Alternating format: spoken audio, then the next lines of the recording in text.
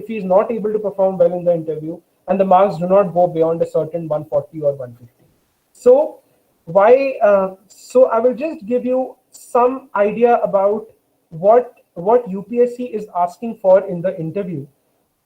Now, the UPSC notification, the gazette notification that UPSC gives, it says very clearly that the object of the interview is to, as you try to work on each of these.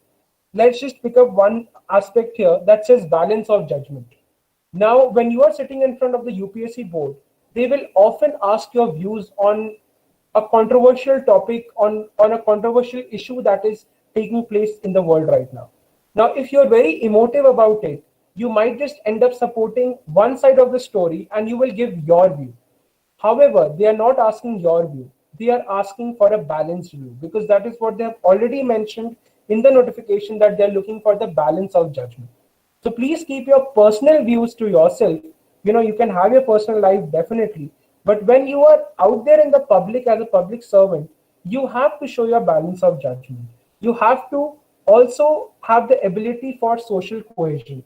So in any question that is thrown to you, that might be asking for a answer that has to be non-diplomatic or diplomatic, please go the diplomatic way.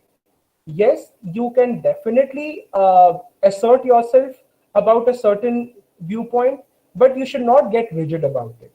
Why I am telling you these things right now is because if you start imbibing these ideas from this point now, only then will you be able to change or attune your personality to that sense in the coming 1 year or 2 years, whenever you are going to appear for the interview. So this is one important aspect. And the other thing is how you can prepare for the interview from this moment onward is whenever you are discussing any issue with your friend or your family, or you're going through any topic related to current affairs, be it related to your hobbies or anything, do a pestle analysis of that in your mind. A pestle analysis, what I mean by pestle analysis, the pestle, I think not many of you would be aware of. Pestle is P stands for political, E stands for economic, S stands for social, T stands for technological, E stands for environmental, and L stands for legal. If you're able to understand all these aspects about any particular issue, trust me, when you are there in the interview board, nobody can take away those marks from you.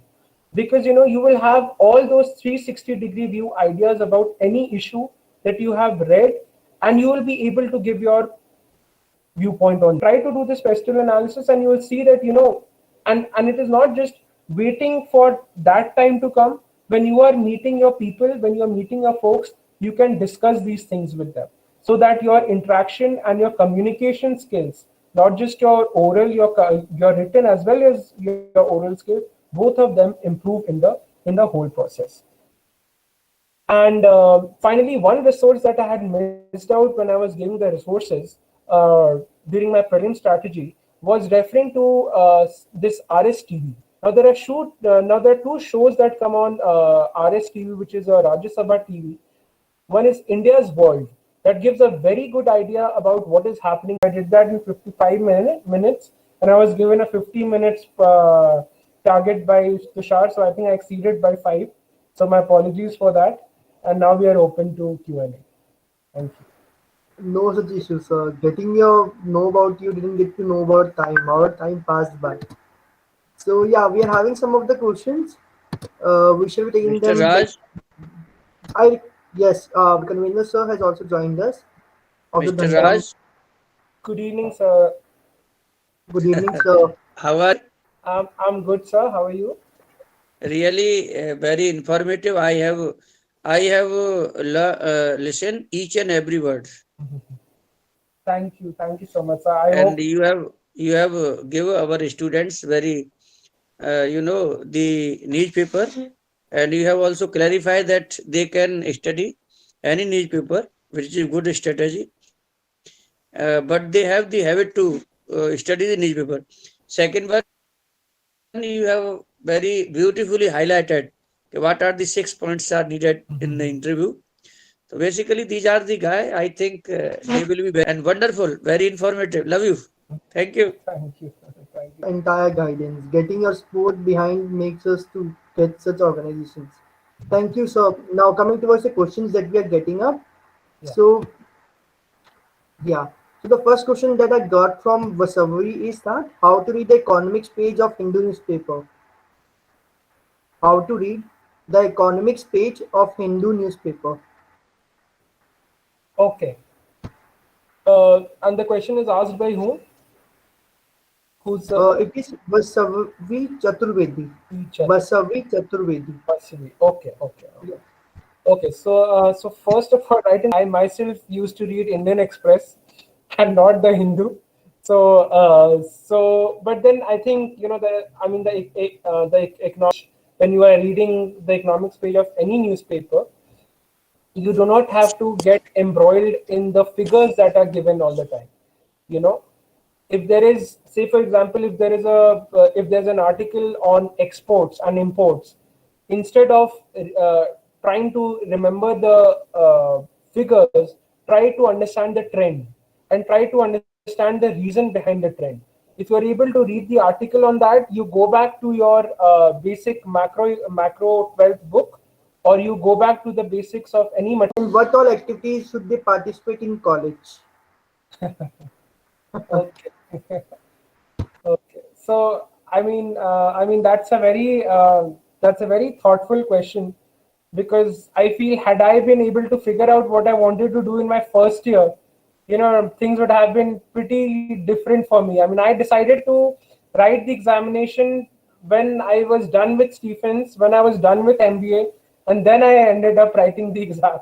So I think being a first year, you need to just be in the limelight, that you are organizing and you are there as the presenter, etc.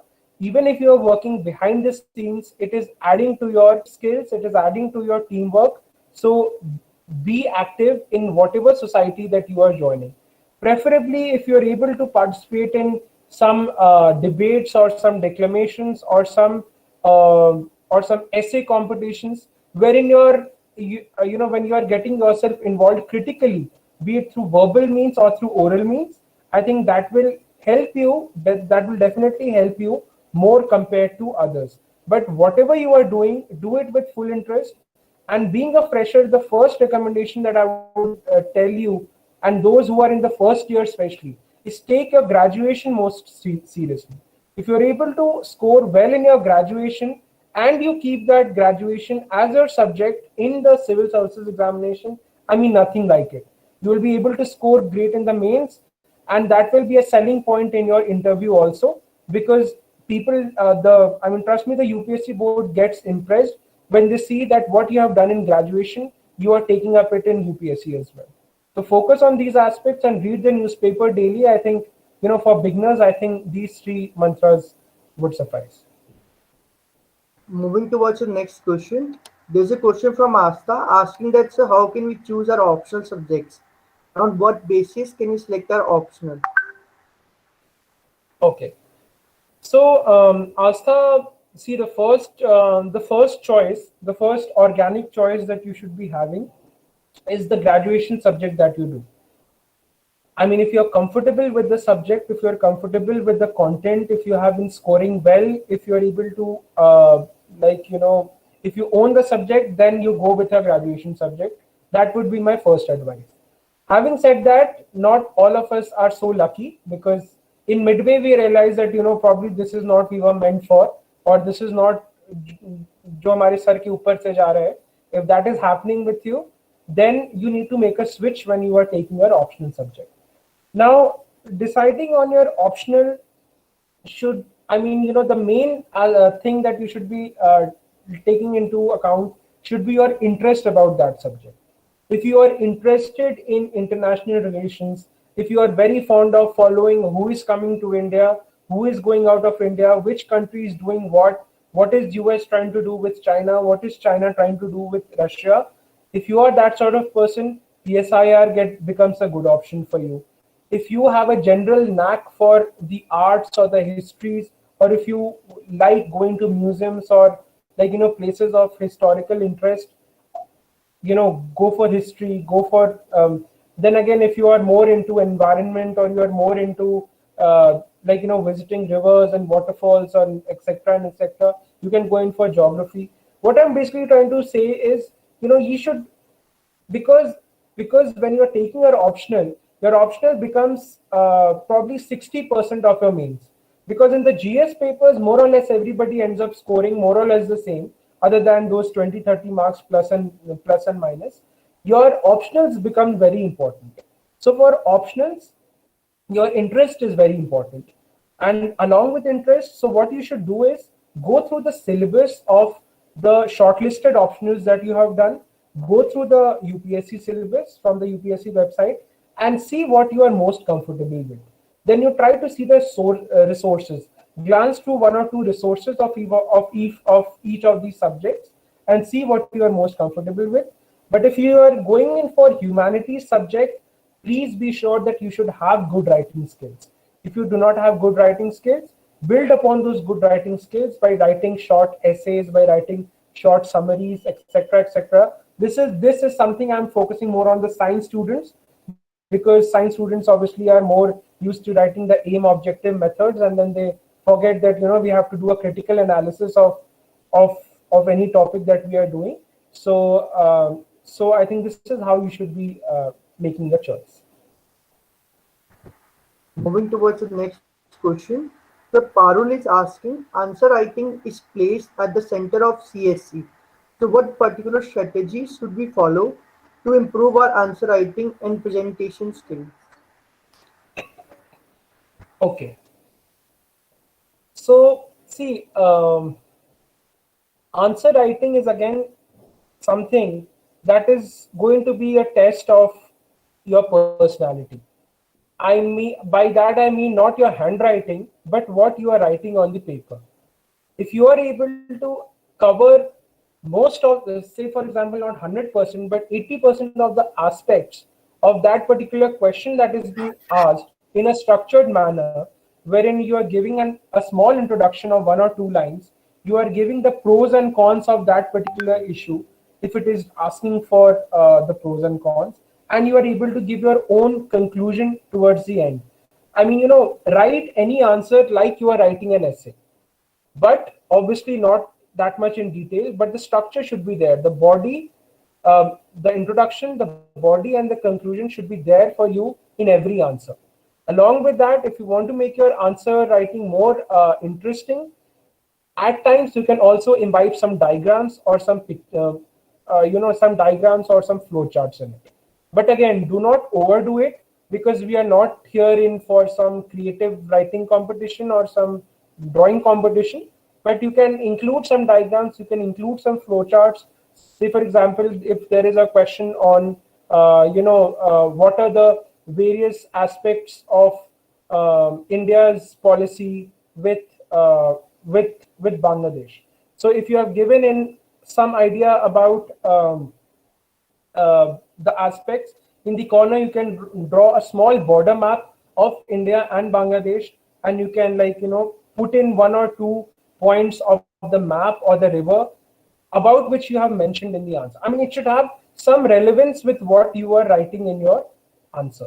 But please do these things only when you are sure that your basics are in place. If you are able to write the body, center, conclusion, only then you move on to the diagram or the more creative part. One more thing that you should do sometimes is underlining the keywords. But again, do not overdo it. It should not appear that it should not appear like your entire answer is underlined, every word is underlined, because that again loses the purpose. So these are some of the things that you should do. But the main thing is for answer writing is practice. The more you practice writing an answer in those 7.5 to 8 minutes, the better your answer writing skills will get. Moving towards the next question, there's a similar question from Sonu and Preeti. How can we make the notes? And when should we make the notes? In the first reading of the book itself, or after reading it twice or thrice? Okay.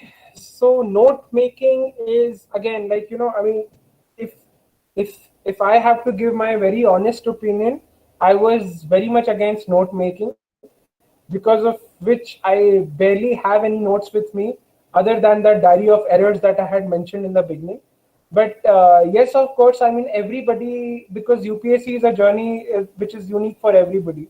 So, I mean, some people like it with notes, some people do it without notes, some people make notes but forget to revise those notes. So, I mean, all kinds of things happen. But I think from what I've observed from my peers also, do not start making notes in the first reading of your book, because the first reading of your book you are doing to just familiarize yourself with that issue. If you start making notes out of those when you have not read the entire story or the entire content, you might end up making notes which are unnecessary. So if you are making notes, if necessary, however, I did not, so I will not strongly recommend for you to make notes about everything. But if you feel the need to make notes, do it only when you are revising it the second time. Moving towards the next question. There's a question from Avi. What about those who are not much good with maths? How can they tackle CSAT examination? Those who are not good at CSAT, how they can manage it or get in love with? Uh, Not good at CSAT would mean not good at the mathematical portion, I'm assuming, right? Yes, sir. Yes. Yeah. So I think I did speak about this during my interaction also. I mean, I had mentioned that, there are basically three aspects to CSAT. One is the English critical reasoning, etc., the grammar part, etc., so on. The second is the mathematical part, wherein they ask you questions about time, speed, distance, labor, etc., and they will give you some table, and you have to. It's a typical MBA type of questions that they ask. Third is the logic reasoning, wherein questions can vary from blood relation questions to anything, and so on and so forth. So if somebody who feels that they are not very good at the mathematical portion, you have the other two parts with you. Because the good part about CSAT is that it is a qualifying paper. You have to get 33% marks. You have to get 66 and a half out of 200. So you do not have that pressure of GS paper 1 that your total score will be added. So if you feel that you are not able to perform so well in maths, switch on to the other two topics. But having said that, do not ignore any topic. So for maths, what I would recommend is get hold of this Arihant book that I was mentioning, or any book for maths preparation, which is there in the market for your MBA or your CAT exam. Because for CAT exam as well as for your CSAT paper, the maths questions are pretty similar. In addition to those, catch hold of the last 5 years CSAT paper, and try to solve those. You will see that there will be at least one or two aspects in those maths questions also that you will be able to solve. It can be related to time, speed, distance. It can be related to your men and labor and time question. It can be related to one or two aspects, but it will not be like you are completely blank about it. So I think, this is how you should be tackling CSAT. Moving towards the next question. There's a query from Asta's side. Does the means of communication in interview play a major role? Does it matter that which language we use in interview, English or Hindi? No, it does not. You can appear for your interview in English. You can appear for your interview in Hindi. However, whatever language you are using, as I said, it is not about the flowery words that you use, and it's not about the flowery language you use, but it's about how you are speaking. So you can definitely go there, speak in Hindi, but obviously, I mean, the way you are talking is what they are going to test, and the way you are reacting is what they are going to see, not the language that you are speaking. Moving towards the next question. Sonu is asking, is there any specific websites that were used in your preparation, or do you think is good for us in improving our writing skills? Um, okay, Website. website.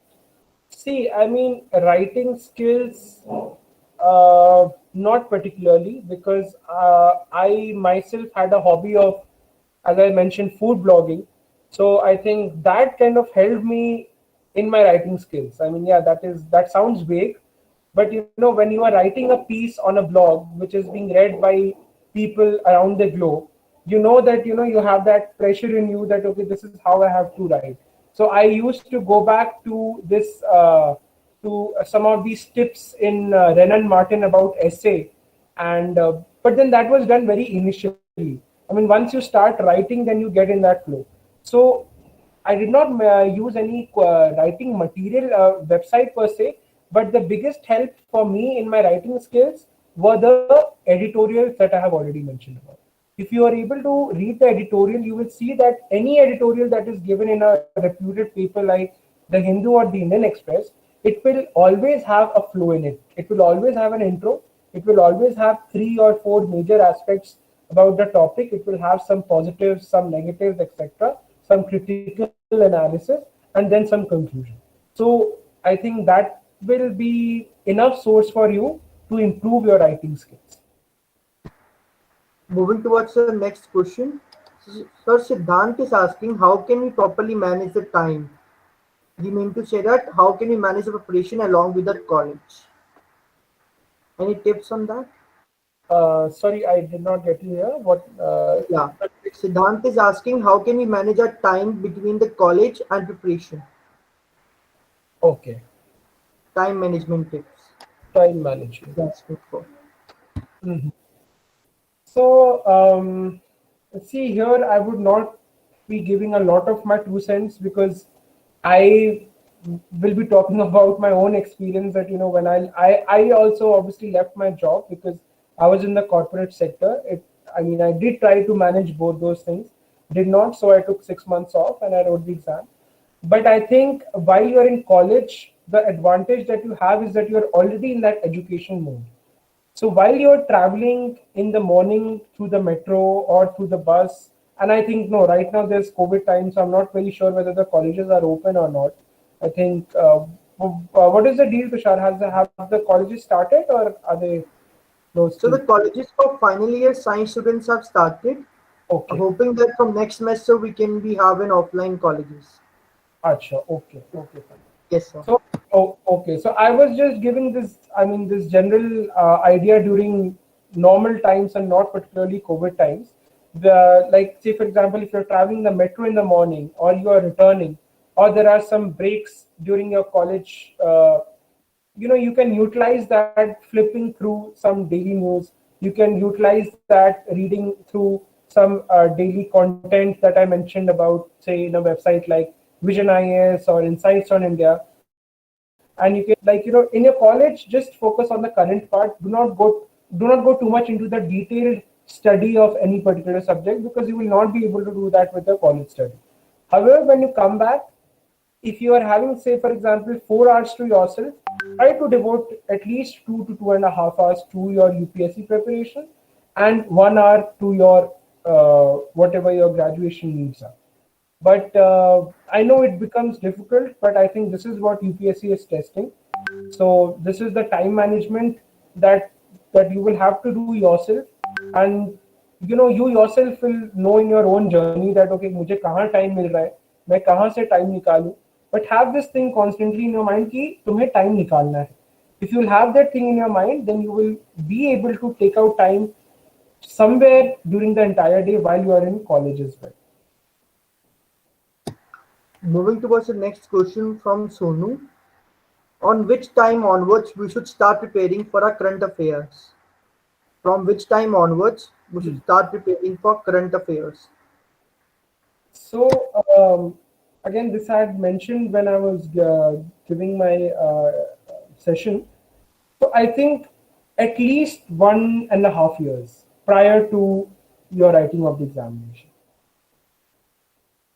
I think that should suffice, because why I'm saying 1.5 doesn't mean you do not need to know what happened before that. But when you will go through the past 1.5 years, 5 years as well, because there would have been some over the last 5 years that you would be reading about in the last 1.5 years as well. So I think restricted to that. But from this point onward, because you all are UPSC aspirants, this is why we are having the interaction. If somebody is in the first year and has not started the current affairs preparation, please start it right now. earlier you start, you do get a head start, and take my word for that. Moving towards the last question of today's session, I guess. Avi is asking how to do the revision of the syllabus when it's done. He's asking for revision strategy. Okay, so is he restricting it to prelims or to mains, or uh, because there has to be a different strategy for both? Uh, Avi, would you like to? Both he's saying that, sir. It's a syllabus we're done with that. So how can we revise that?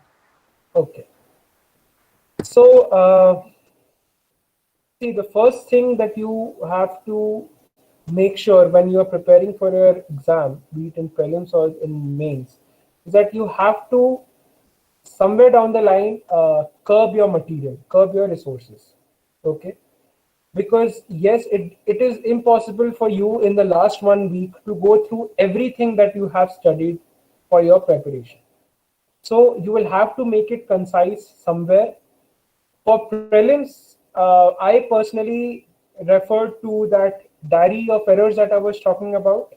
In addition to that, I did go through some laundry list of things for which I had made notes.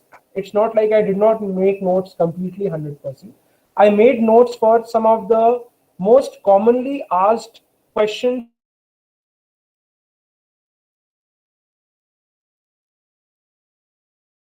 about the important reports by bodies like about the important reports by bodies like talking about, and just keep going through that, because you will not be able to go through the entire syllabus